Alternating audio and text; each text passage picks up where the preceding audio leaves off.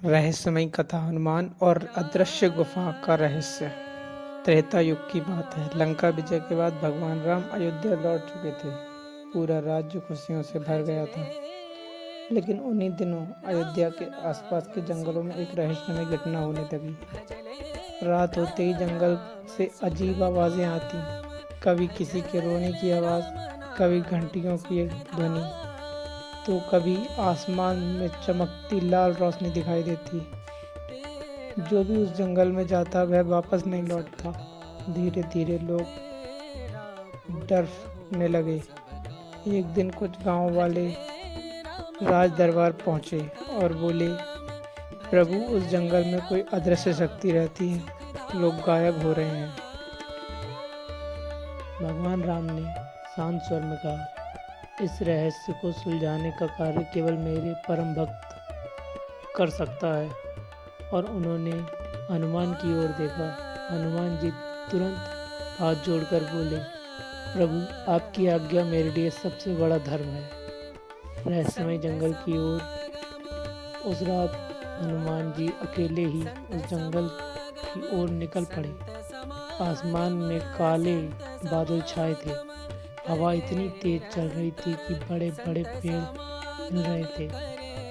जंगल में प्रवेश करते ही उन्हें अजीब अनुभव होने लगा।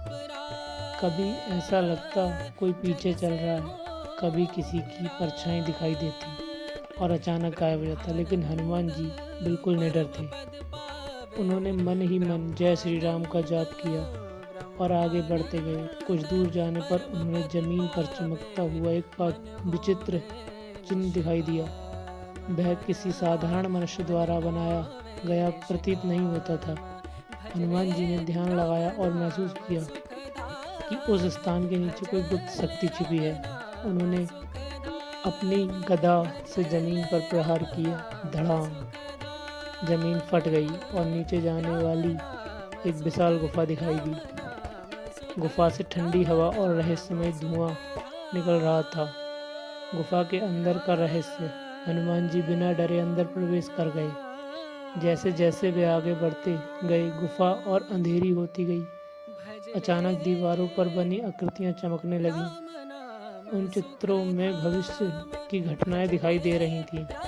हनुमान जी ने देखा विशाल योद्धा, टूटते हुए नगर, आसमान में आग और अंत में एक चमकता हुआ पर्वत। उन्हें समझ आ गया कि यह कोई साधारण स्थान नहीं है। तभी गुफा में एक भारी आवाज़ गूंजी, वानर वीर, वापस लौट जाओ। पूरी गुफा कांप उठी, लेकिन हनुमान जी शांत रहे। उन्होंने कहा, मैं प्रभु राम का दास हूँ, अधर्म और भय से कभी नहीं डरता। अचानक गुफा के बीचों बीच काला कुआं इकट्ठा होने लगा और उसमें से एक विशाल राक्षस प्रकट हुआ। उसकी आंखों अंग्रेजों जैसी लाल थी। वह बोला, मैं कालकेतु हूँ, सदियों से इस गुफा की रक्षक हूँ। जो यहाँ आता है कभी जीवित नहीं लौटता। हनुमान जी मुस्कुराए, जय श्री राम का नाम हो, वहाँ अंधकार टिक नहीं सकता। अद्भुत युद्ध। कालकेतु ने अपनी मानवीय शक्तियों से पूरा वातावरण बदल दिया। कभी आग बरसने लगी, कभी चारों ओर समुद्र दिखाई देने लगा, कभी हजारों सांप हनुमान जी की ओर बढ़ने लगे। लेकिन हनुमान जी समझ गए कि यह सब माया है।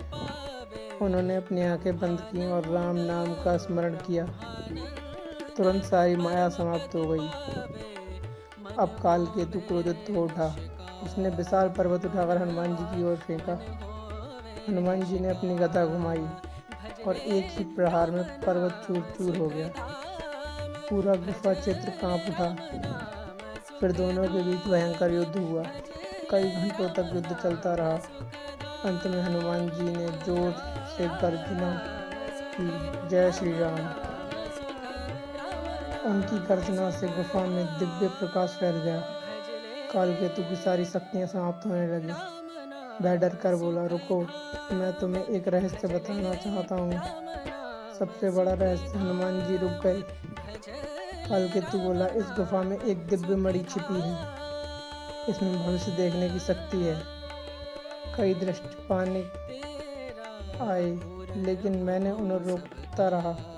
हनुमान जी ने पूछा, फिर तुम लोगों को भयभीत क्यों करते थे? राक्षस बोला, यदि यह मणि गलत हाथों में चली जाती तो संसार में विनाश हो जाता। इतना कहकर कालकेतु का रूप बदलने लगा। धीरे धीरे वह एक तेजस्वी ऋषि में परिवर्तित हो गया। हनुमान जी के आश्चर्यचकित रह गए। ऋषि बोले, मुझे श्राप मिला था कि जब तक प्रभु राम का परम भक्त मुझे पराजित नहीं करेगा, मैं राक्षस रूप में भटकता रहूँगा।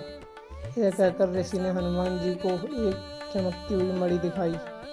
उस मणि में पूरा ब्रह्मांड दिखाई दे रहा था, लेकिन हनुमान जी ने उस मणि को हाथ तक नहीं लगाया।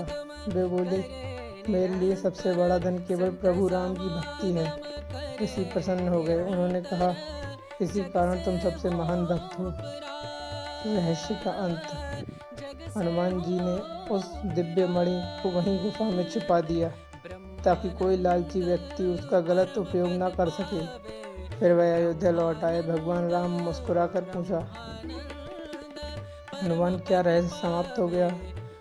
हनुमान जी ने विनम्रता के साथ उत्तर दिया, प्रभु, जहाँ आपका नाम वहाँ हर अंधेरा समाप्त हो जाता है।